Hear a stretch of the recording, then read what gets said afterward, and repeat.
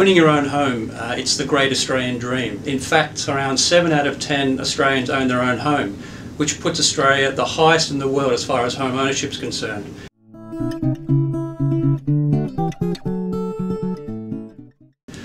A good starting point to work out whether home ownership is right for you is to weigh up the pros and cons of renting versus buying. That way you can put ownership into perspective.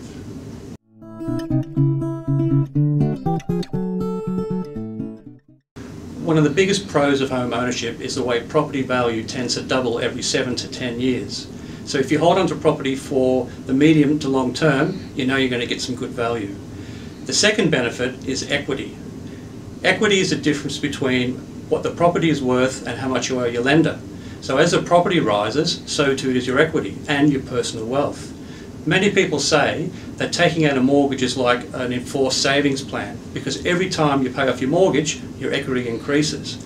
And as your equity increases, it means your wealth increases, and you can access that wealth by borrowing more. So for instance, if you increased your mortgage, you could use that extra money to do home improvements, to invest or to save. A big advantage that everybody looks forward to is when you finally pay off your home loan. At that time, you can own your home, you can live in your home without having to pay any rent and totally debt-free. And another big advantage of home ownership is the way the tax system works at the moment. If you live in your home for more than 12 months and you sell it at a profit, all that profit goes to you tax-free.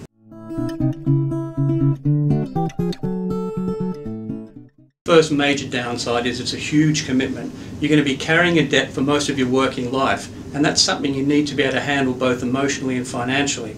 Another con to owning your own home is that it's very expensive to enter the market. Not only do you have to save a deposit, but you've also got those acquisition costs to cover, and these include things like government charges, lender fees and stamp duty. These can add between 5 and 7% to the cost of your home. So if you bought a $400,000 home, that's an extra $20,000 to $28,000 you need to find. Another con to home ownership is if something goes wrong, you've got to fix it. You're the owner, you're the one that has to repair the roof, paint the house, fix the leaking tap. These can cost quite a bit of money, particularly if you're not ready for them.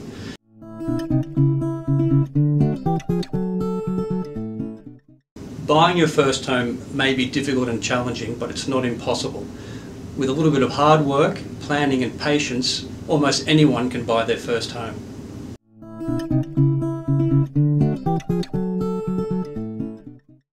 The very first thing you need to do is to work out how much you can afford to spend. To do that, you need to take into account how much a lender is prepared to lend to you, how much of a deposit you can save and how quickly you can save it.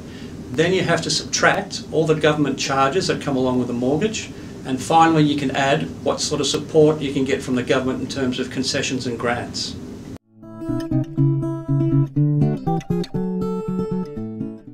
So once you've worked out how much you can afford, the key steps to go through include finding the right loan, finding the right lender, successfully applying for a loan, finding a home, then buying your home either through private treaty or auction, and finally what a lot of people forget is managing your mortgage.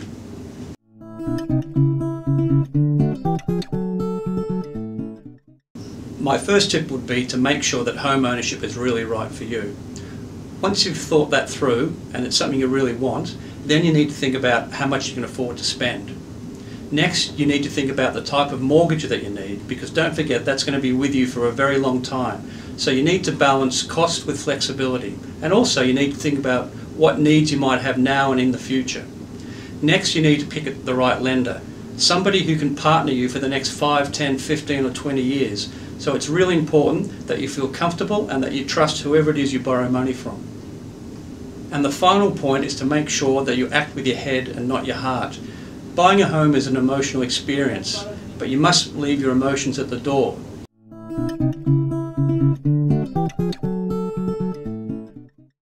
Well, being a parent myself, these are some of the things that I've put into practice.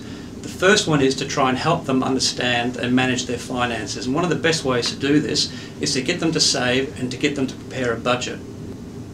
The next thing is to help educate themselves about property and finance matters, either through reading books, articles, magazines, or even attending some courses.